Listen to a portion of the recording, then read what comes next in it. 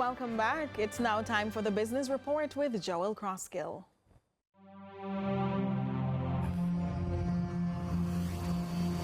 Lots to share with you in the business report today as it relates to finding a better place to put plastic for residents of Manchester, Clarendon and St Elizabeth, as Recycling Partners of Jamaica officially opened its 9th recycling facility. For context on the scale of plastic disposal problems in Jamaica's major urban centres, according to data made available by the Kingston Harbour Cleanup Project as at August of this year, over £4.6 million of waste were prevented from entering Kingston Harbour over the previous 2 years, much of which were plastics. However, in spite of the immense efforts that have been made in the last-second capture of poorly disposed of plastics, when considering the very real threat that the material poses to the environmental health of the country, the adage that prevention is better than cure has become essential for deeper consideration by all of society, according to Minister without Portfolio in the Ministry of Economic Growth and Job Creation, Matthew Samuda. The reality is that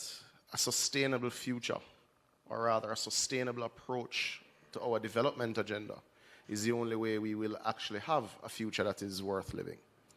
And that's not to be theatric in the Hollywood movie sense, end of the world in the worst looking way, but the reality is the way humans live, the way we have developed our economies, the way we consume, has created what Dr. King would have been exposed to, which is dubbed by the United Nations Environmental Programme. It's dubbed the Triple Planetary Crisis.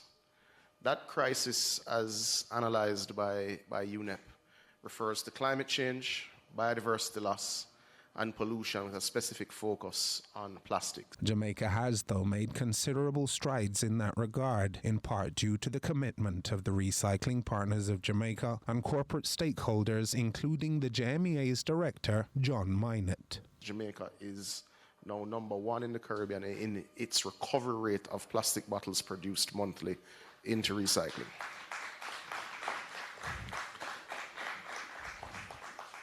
There is a bit of haze as to where we fall within the total LAC region, because you get one number when you ask one person, another number when you ask another person.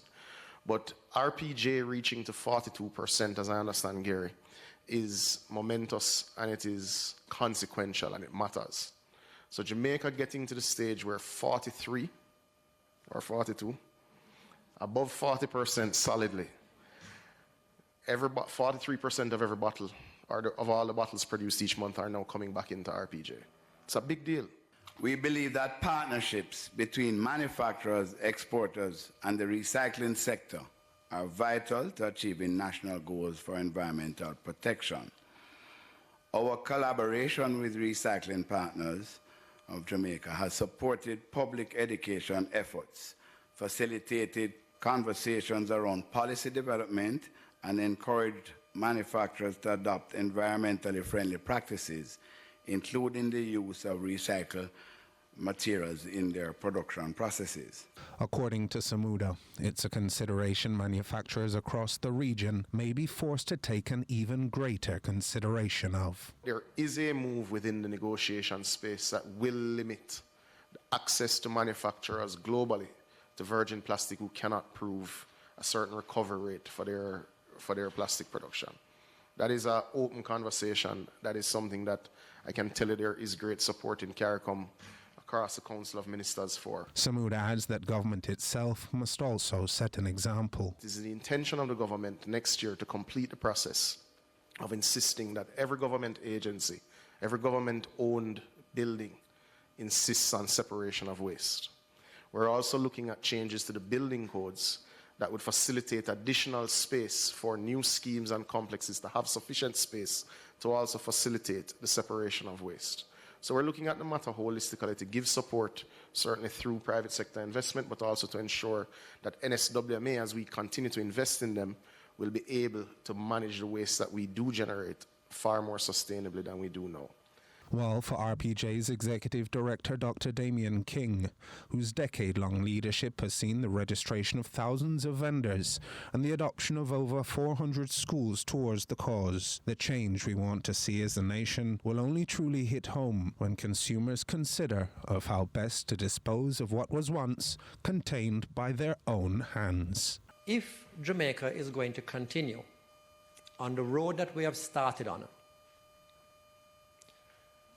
to make progress, meaningful progress, on managing our plastic problem, we have to do it. There's no point in waiting around for some global treaty that is going to give us clear guidance and obligate us to do it. It really is up to us. And that was your business report. I'm Joel Crosskill.